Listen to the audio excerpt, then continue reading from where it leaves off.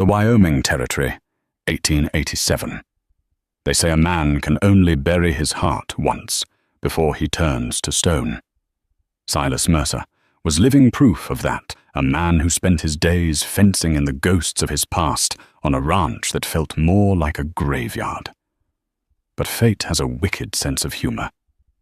On the night the worst blizzard of the decade hit Granite Creek, Silas didn't find the solitude he was praying for. Instead, he found a half-dead girl face down in the snow, her back scarred by a whip, and her name a secret she'd die to keep. He thought he was just saving a stranger. He didn't know he was inviting a war to his doorstep. This is the true story of how a broken cowboy healed a shattered soul only to realize too late that she was the one healing him. The wind didn't just blow through the jagged peaks of Blackwood Ridge, it screamed. It was a sound Silas Mercer had grown accustomed to over the last 3 years, a high, mournful wail that matched the silence inside his own chest. Silas was a man built of hard angles and harder resolve. At 36, his face was already etched with the deep lines of a man who had squinted too long into the sun and stared too often into the abyss. He sat on the porch of the main house of the Double M Ranch, a lit lantern by his boots, watching the barometer drop. The mercury was plummeting faster than a stone down a well. A blue norther was coming, the kind of storm that froze cattle where they stood and buried mistakes under 6 feet of white powder. He should have been inside adding logs to the cast-iron stove. Instead, he pulled the collar of his sheepskin coat tighter around his neck and took a sip of whiskey that burned all the way down.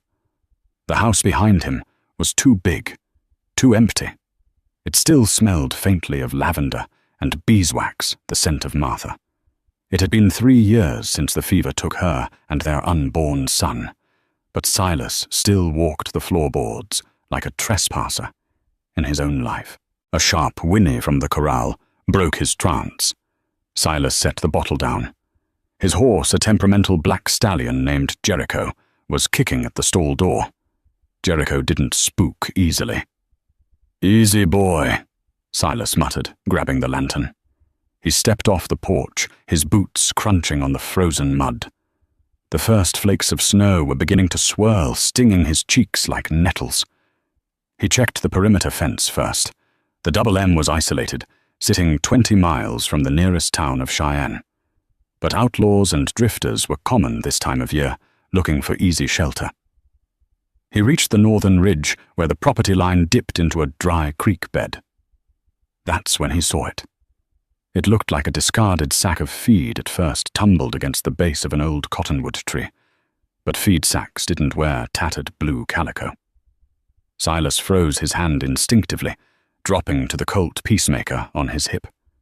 He waited for movement, an ambush, a trap, but the shape remained still, slowly being dusted white by the falling snow. He advanced cautiously, raising the lantern. The light pooled over a small frame. It was a woman. She was lying face down, one arm thrown out, as if reaching for something that wasn't there. Her hair, matted with mud and blood, was the color of rusted copper. Silas holstered his gun and knelt, turning her over gently. He hissed through his teeth. Her face was a road map of violence. One eye was swollen shut, purple and angry. Her lip was split, caked with dried blood. But it was her neck that made Silas's stomach turn dark. Finger-shaped bruises circled her throat. Someone hadn't just hit her. They had tried to squeeze the life out of her. "Ma'am," he grunted, checking for a pulse at her throat. It was there, but faint, a fluttering bird against his calloused fingertips. She let out a low, ragged moan, her body shivering so violently her teeth clicked. She was freezing to death. If he had stayed on the porch for another 10 minutes, she would have been part of the landscape by morning. Silas looked out into the darkness. There were no tracks leading here. The wind had already scrubbed the earth clean. She had likely walked miles to get here, driven by a fear stronger than the cold. He didn't want this. He didn't want a stranger in his house. He didn't want the noise, the complication, the inevitable trouble that followed a beaten woman. He wanted to be left alone with his ghosts. But Silas Mercer was many things, gruff, grieving, distant. But he wasn't a monster. He scooped her up. She weighed nothing frail as a dried corn stalk. As he lifted her, her head lolled against his chest, and he smelled the metallic tang of blood mixed with the sweet scent of rain. "Hold on," he muttered more to himself than to her. "Don't you die on me now. I ain't digging a grave in frozen ground." He carried her back to the house, kicking the door shut against the howling wind. He laid her on the rug before the hearth, adding wood to the fire until it roared. As the warmth hit her, he began to assess the damage. He had to remove her wet clothes to stop the hypothermia. He did so with a detached clinical efficiency, treating her like he would an injured calf, averting his eyes as much as possible out of respect. But when he peeled the sodden fabric of her dress away from her back, he stopped cold. Silas had seen violence. He had fought in the range wars. He had seen men dragged by horses. But the sight of the woman's back made his hands shake. Fresh welts crisscrossed her pale skin, red and angry weeping serum. Interspersed with the new wounds were old scars, silver lines that told a story of years, not days, of torture. This wasn't a random attack by bandits. This was systematic. This was personal. He covered her quickly with a thick wool blanket, his jaw set so hard it ached. He went to the kitchen, pumped water into a basin, and grabbed a clean cloth. For the next 4 hours, Silas Mercer became a nurse. He cleaned the blood from her hair. He salved the cuts on her back with the calendula balm Martha used to make. He dribbled warm broth between her split lips. She didn't wake. She tossed and turned, murmuring names he didn't know. "No. Please, Thaddeus. No more," she whimpered, shrinking away from his touch, even in her sleep. Thaddeus. Silas filed the name away, in the dark corners of his mind. He sat in his armchair, his gun in his lap, watching the rise and fall of her chest. The blizzard raged outside, burying the world in white slants. But inside, the silence was broken by the ragged breathing of a woman who had walked through hell to end up on his floor. Silas looked at the portrait of Martha on the mantel. Her eyes seemed to judge him. "You have to protect her," sigh she seemed to say. "I know," he whispered to the empty room. "But trouble found her Martha, and now it's sitting in our living room." 3 days. That was how long the storm lasted, and that was how long she slept. Silas moved around her like a ghost. He tended to the livestock in the freezing mornings, cutting paths through waist-deep snow, and spent the evenings watching her. The fever had spiked on the second night, terrified screams tearing from her throat that made the hairs on Silas's arms stand up. He had held her down as she thrashed, whispering nonsense, to calm her, feeling the terrifying heat radiating off her skin. On the morning of the 4th day, the sun broke through. The blinding white light of a Wyoming winter flooded the cabin. Silas was in the kitchen slicing salt pork when he felt eyes on him. The sensation was sharp, immediate. He turned slowly, knife in hand. She was awake. She had pulled herself up into a sitting position on the rug. The wool blanket clutched tightly to her chin. Her eyes, a startling, vivid green, were wide with a primal terror. She looked like a trapped coyote, calculating the distance to the door, then to the knife in his hand. Silas deliberately set the knife down on the table with a loud clack. He held up his hands, palms open. "Easy." His voice was a gravelly rumble, unused to soft tones. "You're safe. You're at the Double M Ranch. Name's Silas Mercer." She didn't speak. Her gaze darted around the room, taking in the heavy timber beams, the rifle over the door, the fire. Then her eyes landed on her own arm, bandaged and clean. She looked back at him, confusion warring with fear. "You were frozen half to death," Silas said, taking a step closer. She flinched violently, scrabbling backward until her back hit the stone hearth. Silas stopped immediately. "I ain't gonna hurt you. I found you in the storm. You've been out for 3 days." She opened her mouth to speak, but only a dry rasp came out. She coughed, clutching her throat. Silas turned, grabbed a tin cup, and dipped it into the bucket of water. He approached her, slowly crouching down so he wasn't towering over her. He placed the cup on the floorboards and slid it toward her, then retreated to the kitchen table. She watched him for a long minute. Finally, thirst won out. She reached a trembling hand out, snatched the cup, and drank greedily. "Slow down," he warned. "You'll make yourself sick." She finished the water and lowered the cup, staring at him. Her voice, when it came, was broken like glass being ground under a boot. "Why?" Silas frowned. "Why what? Why am I alive?" The question hung heavy in the air. It wasn't, "Thank you." It was a genuine inquiry, as if her survival was a mistake she intended to correct. "Because the ground was too hard to dig," Silas said bluntly, turning back to the salt pork. "And I don't like dead bodies on my land. Bad for property values." It was a callous joke, a defense mechanism, but he saw a flicker of something in her eyes. Not amusement, but understanding. She understood hard men. I have to go," she whispered, trying to stand. Her legs wobbled instantly, and she collapsed back onto the rug with a cry of pain. "You ain't going nowhere," Silas said, throwing the pork into a sizzling skillet. "Not unless you plan on crawling. You got cracked ribs and frostbite on your toes. You try to walk to town, you'll lose your feet." "He'll find me," she gasped, the panic rising again. "You don't understand. He never stops looking." Silas walked over with a plate of food. He set it down within her reach. He looked her dead in the eye. "Who is he?" She clamped her mouth shut, her eyes darting away. "I can't say. If I tell you, he'll kill you too."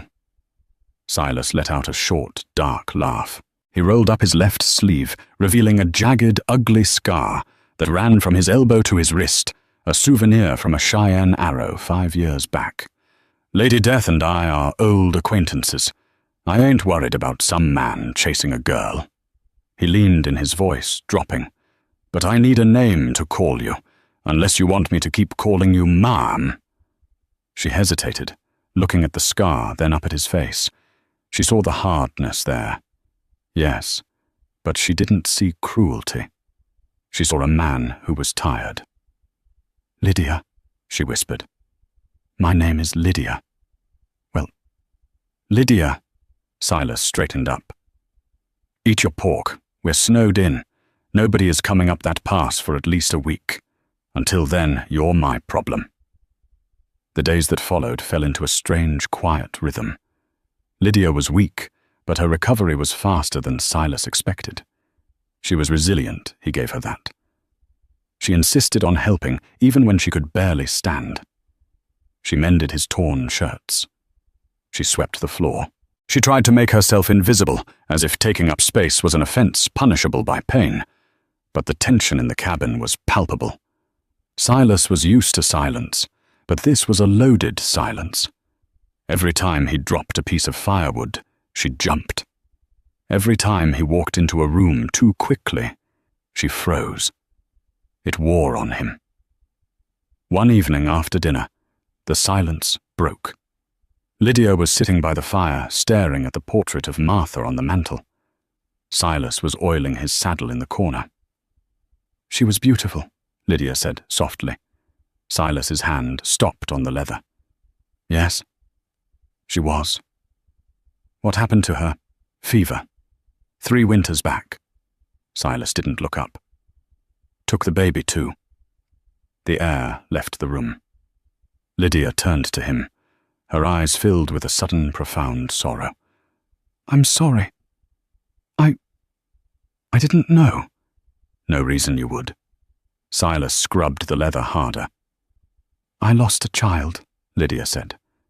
The words were so quiet, Silas almost missed them. He looked up then. She wasn't looking at him.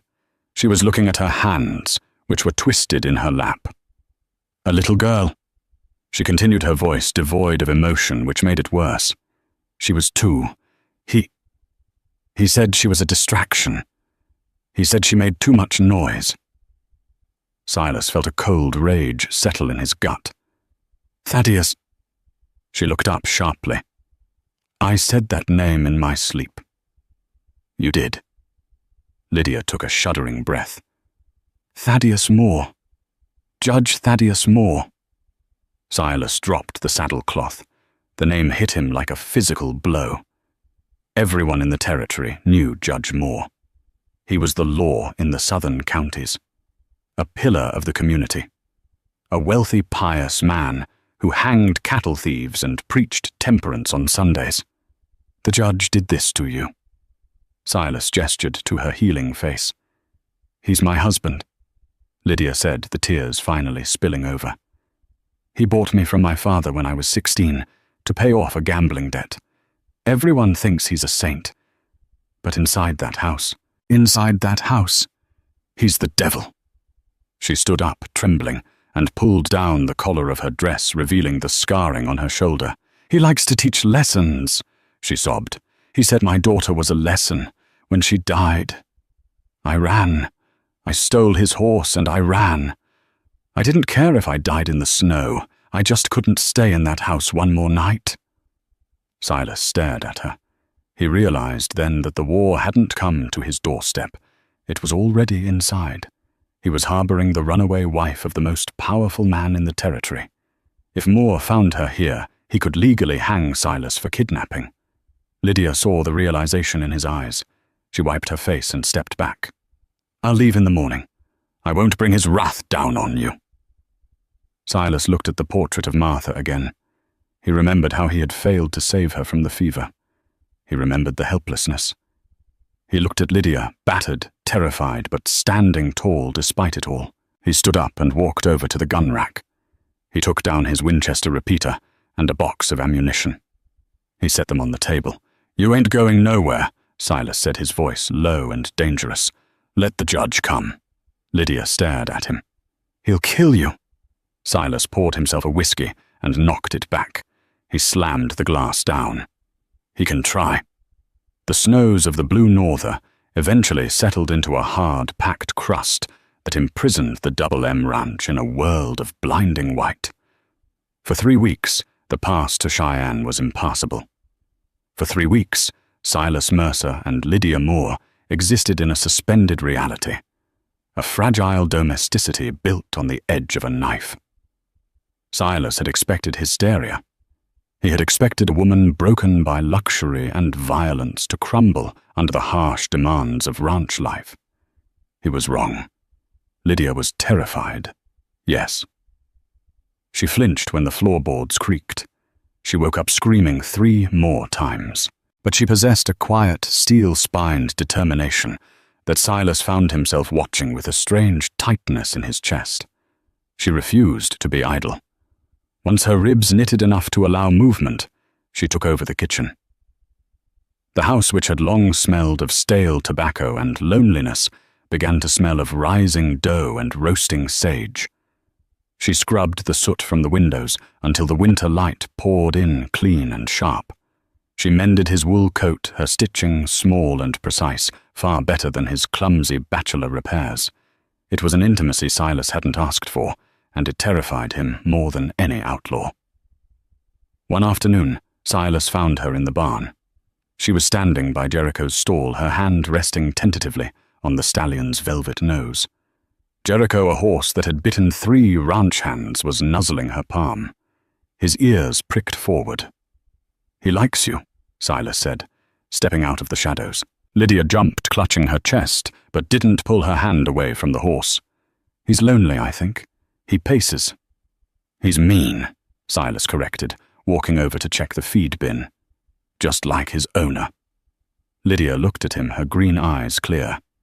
You aren't mean, Silas. You're just sore. Like a wound that hasn't scabbed over yet. The observation was so sharp, so accurate, it robbed Silas of a retort. He busied himself with a hay bale, the muscles in his back bunching. "I need you to come outside," he said abruptly. "Outside it's 10 degrees. Put your coat on." 10 minutes later, they stood behind the barn, facing a line of fence posts. On top of the posts, Silas had lined up 5 empty whiskey bottles. He pulled the Colt Peacemaker from his holster. The metal was dull and heavy in the winter light. "If the judge sends men," Silas said, "I might not be in the house, I might be on the range. You need to know how to stop a man." Lydia stared at the gun, as if it were a rattlesnake. "I've never touched one. Thaddeus didn't allow weapons in the house." "Thaddeus wanted a victim," Silas growled, stepping behind her. "I want a survivor. Here." He pressed the gun into her hand. It was too big for her grip. She trembled, the barrel wavering wildly. "2 hands," he instructed, his voice low near her ear. He didn't touch her, mindful of her fear, but his presence wrapped around her like a shield. "Spread your feet. Anchor yourself to the ground. You're a statue, Lydia. Stone." She adjusted her stance. "Cock the hammer." Click. The sound was loud in the crisp air. "Aim for the middle bottle. Squeeze, don't pull, like you're squeezing a lemon." Lydia took a breath. She closed her eyes for a second, then opened them. She fired. The kickback nearly knocked her over. The bullet went wide, hitting the dirt 10 feet to the left. The boom had echoed off the canyon walls. "I can't," she gasped, trying to hand the gun back. "I can't do violence. I'm not like you." Silas didn't take the gun. He stepped closer, his chest brushing her back, his hands coming up to cover hers on the grip. The contact was electric. For a moment, neither of them moved. He could smell the soap she used his soap, and the faint, sweet scent of her skin. "Violence ain't about wanting to hurt," Silas murmured, his voice rumbling against her hair. "It's about refusing to be hurt. Think about him. Think about what he did to your back. Think about your little girl." Lydia stiffened. Her grip on the gun tightened until her knuckles turned white. The trembling stopped. "Aim," Silas whispered. She aimed. She didn't see a bottle. She saw Thaddeus Moore's sneering face. Bang! The middle bottle shattered into 1,000 glittering diamonds. Lydia let out a sob, half laugh, half cry. She lowered the gun, her chest heaving. Silas slowly removed his hands from hers, the absence of his touch leaving a sudden cold spot on her skin. "Good," he said, his voice rougher than usual. "Again." They spent an hour there until her hands were too numb to hold the trigger. By the end, she hit 3 out of 5. That night, the dynamic in the cabin shifted. They weren't just 2 strangers waiting out a storm anymore. They were allies. After supper, a rabbit stew Lydia had seasoned with dried herbs she found in the pantry. They sat by the fire. Silas was whittling a piece of cedar. Lydia was reading one of Martha's old books, Ivanhoe. "Silas." "Yeah." "Why did you stay?" she asked, not looking up from the page. "After Martha died? Why stay in this big house, all alone?" Silas stopped whittling. He looked at the fire, watching the blue flames dance. "This was our dream," he said quietly. "We built this place log by log. If I leave, I feel like I'm leaving her behind." Lydia closed the book. "She's not in the logs, Silas. She's in the memory. You can take that anywhere." Silas looked at her. The bruising on her face had faded to a pale yellow. Her hair was clean and shiny, reflecting the firelight. She was beautiful not in a porcelain doll way, but in a fierce, enduring way. "Maybe I was waiting." He said the words, slipping out before he could check them. Waiting for what? For a reason to wake up again. Their eyes met across the braided rug. The air crackled with unspoken things, grief-longing, and a terrifying hope. Silas felt the urge to cross the distance to touch her face, to see if she was real. But he didn't. He was a man who punished himself. He stood up abruptly. "I'm checking the horses," he said, grabbing his coat.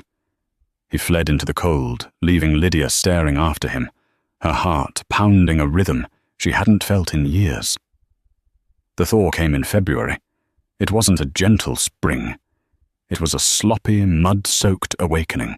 The drifts melted into torrents of slush, turning the road to Granite Creek into a quagmire. But it was passable.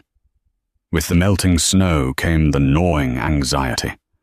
The bubble they had lived in was popping. Silas doubled his patrols. He moved his rifle from the rack to the spot right beside the front door. He taught Lydia how to load the Winchester blindfolded. It was a Tuesday when the dog a mangy stray Silas fed, named Buster, started barking at the tree line. Silas was chopping wood. He immediately drove the axe into the stump and signaled to the house. Lydia, watching from the window, vanished instantly, heading for the trap door in the pantry that led to the root cellar. A lone rider emerged from the pines. He was riding an exhausted bay mare, mud caked up to the horse's knees. The rider wore a long duster coat and a flat-brimmed hat pulled low. Silas walked to the porch, his hand hovering near his hip. He didn't draw, but the threat was there. The rider pulled up to the fence. He was a thin man, with a face like a hatchet. Sharp nose, sharp chin, and eyes that moved too fast. "Afternoon," the man called out. His voice was high and reedy. "Afternoon," Silas replied, not moving. "Road's washed out further up. Is it now?" The man smiled, revealing teeth stained with tobacco. "I'm looking for a place to water my horse. Maybe buy a hot meal. Been riding since Laramie." Silas didn't like him. He didn't like the way the man's eyes were scanning the property, checking the barn, the corrals, the windows of the house. "Water trough is there," Silas pointed. "I ain't running a hotel, but I got coffee on the stove." Refusing hospitality in the West was a sure way to make an enemy, and Silas needed to know who this man was. The stranger dismounted. He walked with a limp that looked affected. "Name's Elias Thorne. I'm a tracer." Silas stiffened. A tracer, a bounty hunter. Silas Mercer. Thorne walked up the porch steps, dusting off his coat. "Nice place, Mercer. Quiet. Good place for a man who wants to be left alone." "I like quiet," Silas said, opening the door. They sat at the kitchen table. The house was clean, thanks to Lydia, but Silas had staged it to look like a bachelor pad, dirty dishes in the sink boots by the fire. Thorne sipped the coffee, his eyes darting around the room. "You seen anyone pass through lately?" Thorne asked casually. "Maybe before the big snow." "Just the wind," Silas said. Thorne reached into his coat pocket. Silas's muscles coiled, ready to draw, but Thorne only pulled out a folded piece of paper. He smoothed it out on the table. It was a wanted poster. "Looking for a woman," Thorne said. "Red hair, green eyes. Pretty thing, but dangerous. Real dangerous." Silas looked at the sketch. It was a poor likeness, but the description was unmistakable. Wanted for attempted murder and grand larceny. Lydia Moore reward, $5,000. Silas felt the blood drain from his face, though he kept his expression stony. $5,000. That was enough to buy 3 ranches. It was enough to make a saint turn sinner. "Attempted murder?" Silas asked, keeping his voice bored. "Tried to kill her husband," Thorne said, leaning in. "Judge Moore smashed a vase over his head while he was sleeping. Then she cracked his safe. Stole $10,000 in gold certificates." Silas's mind raced. Lydia had told him she ran. She hadn't mentioned gold. She hadn't mentioned trying to kill him. "Hell of a woman," Silas muttered. "Hell of a payout," Thorne corrected. "The judge wants her back. Alive, preferably, but he ain't too picky." Thorne finished his coffee and stood up. He walked over to the mantel, looking at the portrait of Martha. "Your wife, she passed." "Shame." Thorne turned his eyes, landing on the floor near the hearth. Silas followed his gaze. His heart stopped. There, sticking out from under the armchair, was a small embroidered handkerchief. It was white lace, distinctly feminine. Thorne stared at it. Then he looked at Silas. A slow, predatory grin spread across his face. "You sure you ain't had visitors, Mercer?" Silas moved. He drew his peacemaker before Thorne could blink. The hammer clicked back, pointing straight at Thorne's chest. "Get out," Silas said, his voice deathly quiet. Thorne raised his hands, laughing softly. All right. No need for that. I can see you're a busy man. Get on your horse. If I see you on my land again, I'll bury you on it." Thorne backed out of the door, his eyes never leaving Silas. "You're making a mistake, cowboy. That woman is poison. She'll bring the whole world down on your head." Silas watched him mount up and ride off, waiting until he disappeared over the ridge. He locked the door and bolted it. Then he went to the pantry and threw open the trap door. "Come out." Lydia climbed up, shaking, covered in dust. She saw the gun in Silas's hand and the look on his face. "He knows," Silas said. He slapped the wanted poster onto the table. "You lied to me." Lydia looked at the poster. She gasped when she saw the charge. "Attempted murder, I pushed him away. He was choking me. It says you stole $10,000. Silas accused, his voice rising. "I don't care about the money, Lydia. I care that you brought a bounty hunter to my table and you didn't tell me the truth." "I didn't take any money," Lydia cried, tears streaming down her face. "I took a book." Silas paused. "A book? A ledger," she said, trembling. "He keeps a black ledger in his safe. It has names Silas, names of men he's bribed, cattle he's stolen, lands he's seized illegally. It proves he's corrupt. It proves everything." She reached into the pocket of her dress and pulled out a small leather-bound notebook. She threw it on the table next to the wanted poster. "That's why the reward is $5,000, she whispered. "He doesn't want me. He wants this. If this gets to the governor in Cheyenne, Thaddeus hangs." Silas stared at the book. Then he looked at Lydia. He saw the truth in her eyes. She wasn't a thief. She was a whistleblower. She held the power to destroy the most powerful man in the territory, and she had brought that bomb into Silas's house. "Thorne saw your handkerchief," Silas said grimly. "He's not riding to town. He's riding to get help. He'll be back, and he won't be alone." Silas walked over to her. He took her face in his hands. The anger was gone, replaced by a grim resolve. "Pack your things," Silas said. "Where are we going? We aren't running." Silas said, his thumb brushing away a tear on her cheek. "If we run, they'll hunt us down like dogs. We're going to Cheyenne. We're going to give this book to the governor ourselves." "Silas, that's suicide. The road is watched. Then we'll go the hard way," Silas said, turning to the window where the sun was setting blood-red over the mountains. "Through the Devil's Throat Canyon." Lydia grabbed his arm. "Why? Why risk your life for me?" "You could turn me in. You could take the money." Silas looked down at her. The walls around his heart, built brick by brick since Martha died, had turned to dust. "Because," he said, his voice rough with emotion, "I already lost my heart once. I ain't losing it again." Lydia's breath hitched. Before she could speak, he kissed her. It was desperate, searing a promise sealed in gunpowder and hope. When he pulled away, they both knew there was no going back. "Get the rifles," Silas commanded. "War is coming." They rode out under the cover of a moonless sky, the air biting cold and smelling of pine and impending snow. Silas took point on Jericho, while Lydia rode a sturdy roan mare Silas called Bessie. They carried saddlebags packed with dried meat ammunition and the black leather ledger that weighed heavier than any gold. The destination was Cheyenne. But the path was the Devil's Throat, a narrow, twisting canyon carved by the Powder River, known for flash floods and ambush points.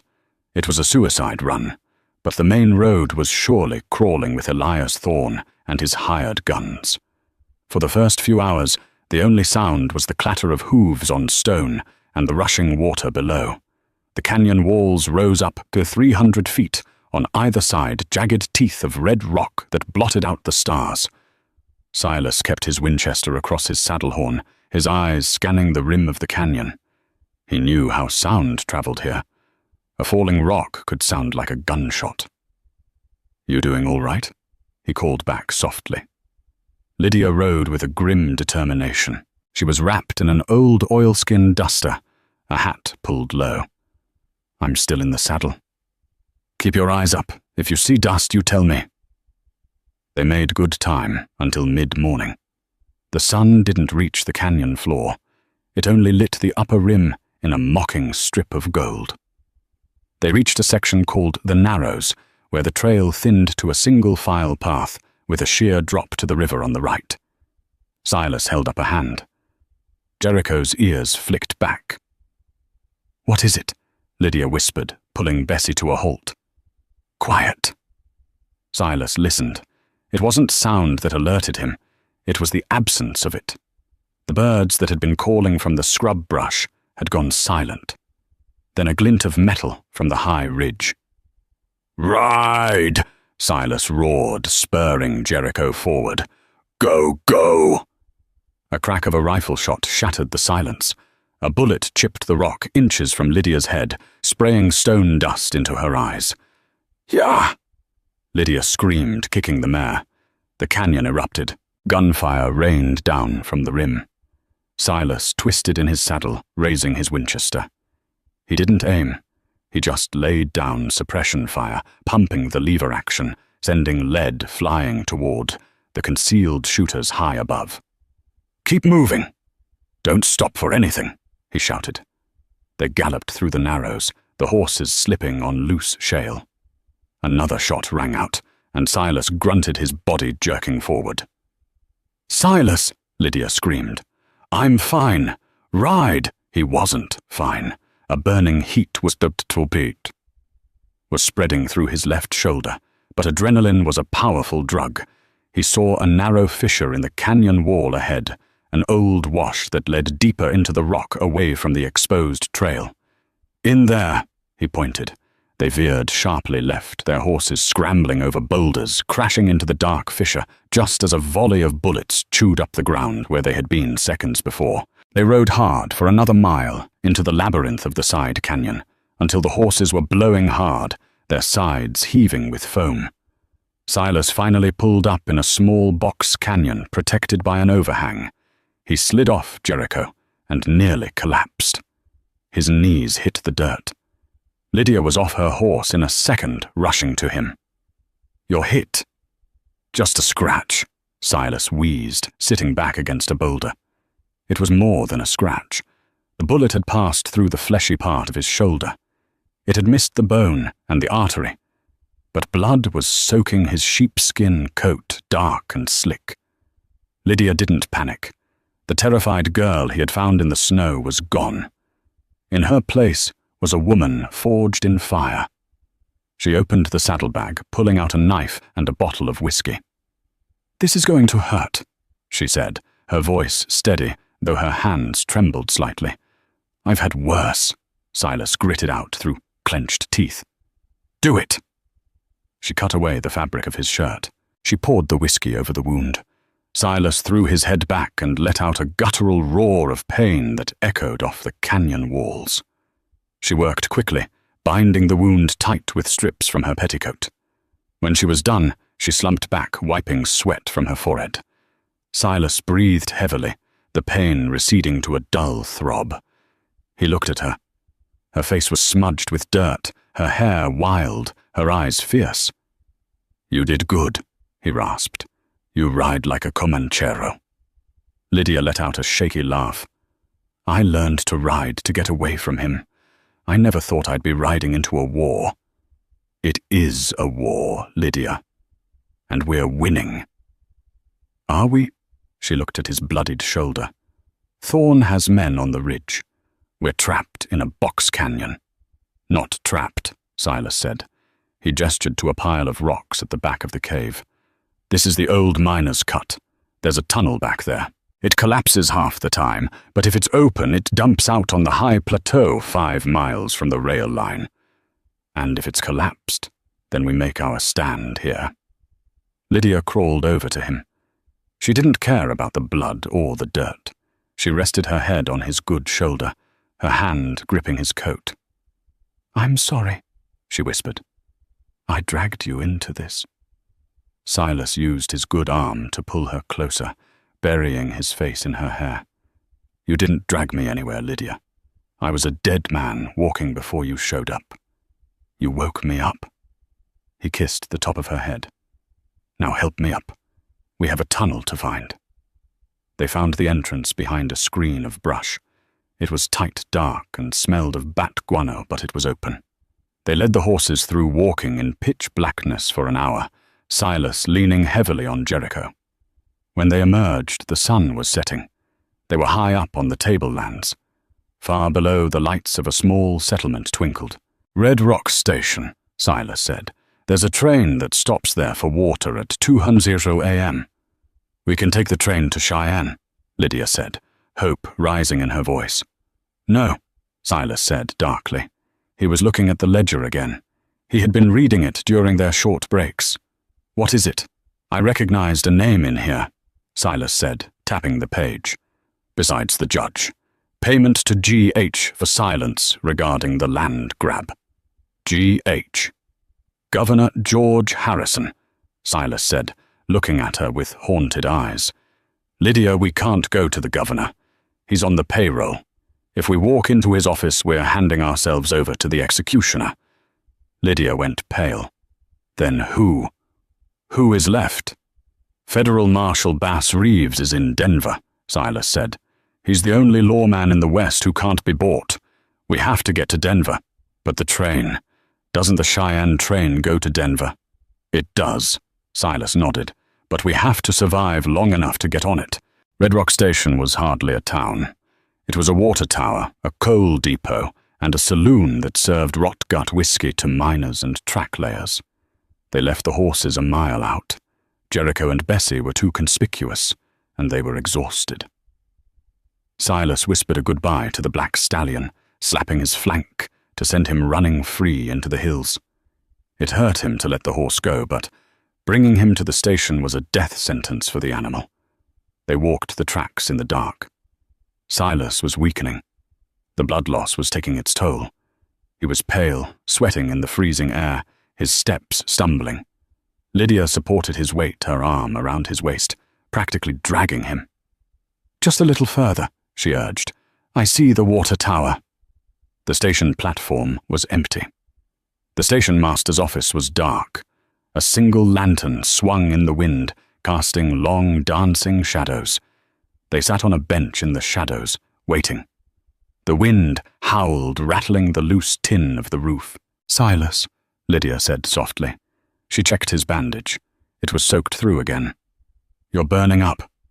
"I'm all right," he lied, his teeth chattering. "Just cold." "Hand me your gun." "What?"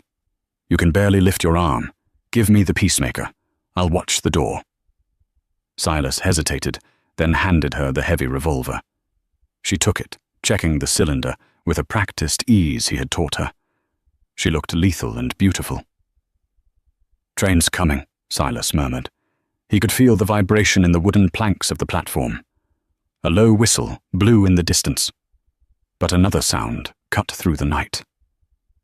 The sound of spurs on wood. Lydia spun around. Emerging from the darkness of the coal depot were 3 men. In the center was Elias Thorne. He looked unruffled, smoking a thin cigar. "End of the line, folks," Thorne called out pleasantly. Lydia raised the gun, aiming it with 2 hands, just as Ashwas had taught her. "Stay back." Thorne chuckled. "Now, Mrs. Moore, you're really gonna shoot a man of the law?" "You're no lawman," Lydia spat. "You're a paid killer." "Semantics." Thorne shrugged. He nodded to his men. "Take him. Kill the cowboy. The woman comes alive." "Get to learn," Silas roared, mustering his last ounce of strength to shove Lydia behind a stack of crates. Gunfire erupted. Lydia fired blindly over the crate. She heard a yelp of pain. She had hit one of them. Silas had his Winchester propped on his knee. He couldn't lift it to his shoulder, so he fired from the hip. He caught the man on the left in the thigh, dropping him. But Thorne was moving, flanking them. He was fast. "Give it up, Mercer," Thorne yelled. "You're bleeding out. You can't save her." "I can send you to hell first," Silas shouted back. The train was close now, the headlight cutting through the dark, the roar of the engine drowning out the wind. It was their only chance. "Lydia!" Silas grabbed her arm. His grip was weak. "Listen to me. The train will slow down for water, but it won't stop completely. When it passes, you run. You jump for the mail car." "Not without you." "I can't run, Lydia," Silas yelled, his eyes burning with intensity. "I'll hold them off. You take the book. You get to Denver. You find Marshal Reeves." "No." She grabbed his collar, shaking him. "I am not leaving you. We live together, or we die together." That was the deal. The train thundered into the station, steam hissing, brakes squealing. It was a chaotic wall of noise and iron. Thorne saw his opportunity. He broke cover, rushing their position, firing his revolver. Silas shoved Lydia down and raised the Winchester one last time. He fired. The bullet knocked Thorne's hat off, sending him scrambling back behind a pillar. "Go!" Silas screamed. Lydia looked at the train. It was moving slowly, chugging past. She looked at Silas, bleeding and grey. She looked at the approaching bounty hunter. She made a choice. She didn't run for the train. She ran at Thorne. It was so unexpected that Thorne hesitated. Lydia fired the peacemaker, the bullet striking the wooden pillar inches from Thorne's face, sending splinters into his eyes. He screamed, clutching his face. Lydia ran back, grabbed Silas by his good arm, and hauled him up with a strength born of pure desperation. "Move, cowboy!" she screamed. They stumbled toward the tracks. The caboose was passing. "Jump!" They threw themselves at the rear railing of the train. Silas hit the metal hard, his breath leaving him. He slipped his legs, dangling dangerously close to the churning wheels. "Silas!" Lydia hooked her arm through the railing and grabbed his coat collar. She pulled, screaming with effort. "Climb!" Silas gritted his teeth, finding a foothold. He hauled himself up and over the railing, collapsing onto the metal deck of the caboose. Lydia fell beside him, gasping for air. Back on the platform, Thorne was firing wildly, blindly wiping blood from his eyes. The bullets pinged harmlessly off the iron siding of the train as it gathered speed, chugging out into the black night.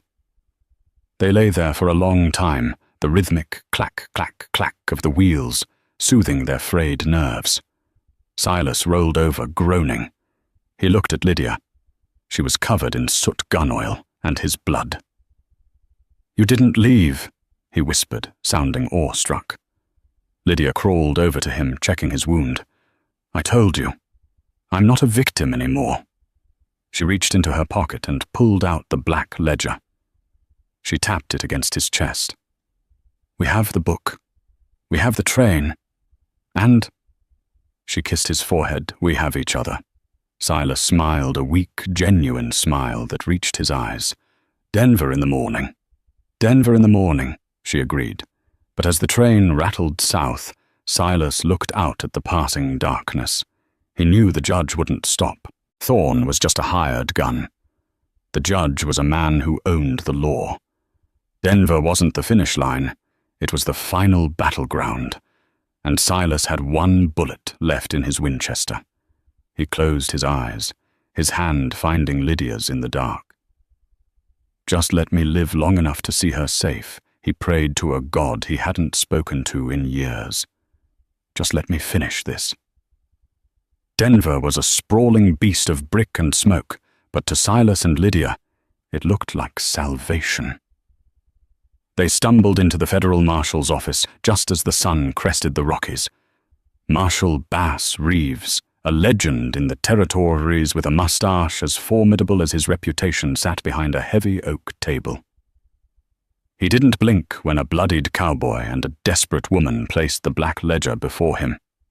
"Evidence," Silas rasped, leaning heavily on Lydia, his face grey with exhaustion.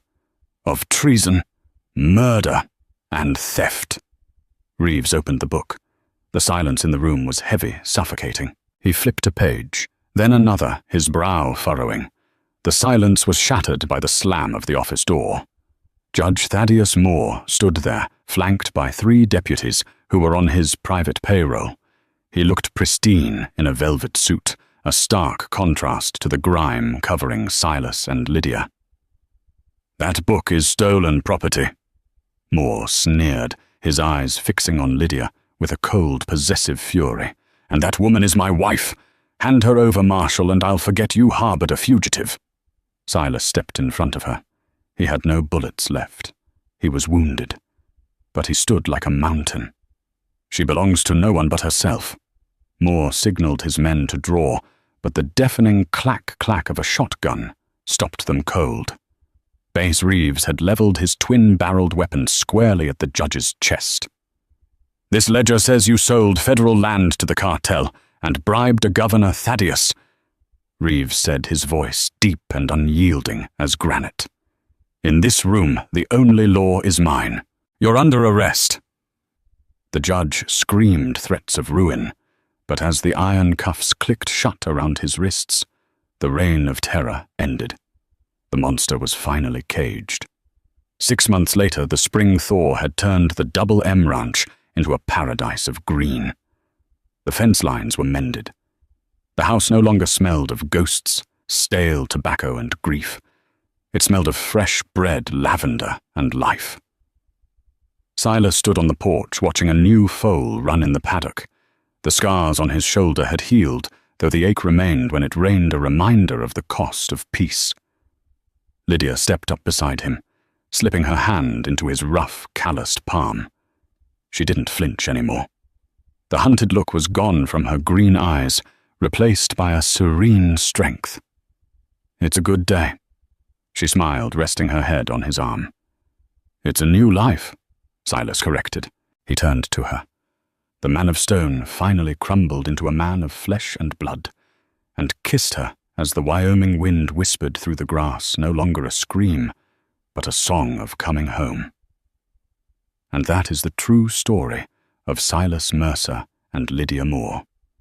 It's a reminder that sometimes the hardest storms we face aren't the blizzards outside, but the battles within our own hearts. Silas thought he was saving a helpless girl from the snow, but in the end, she was the one who pulled him from the cold. They proved that even in the lawless Wild West, where violence was a currency, the strongest weapon wasn't a colt peacemaker. It was the courage to trust someone again after you've been broken. If this story touched your heart, or if you just love a gritty Western romance where the good guys win, please do me a huge favor. Hit that like button. It helps more people find these stories. Share this video with a friend who needs a reminder that it's never too late for a second chance. And if you haven't already, subscribe and ring the bell so you never miss a saga. I'll see you in the next video. Keep your powder dry, folks.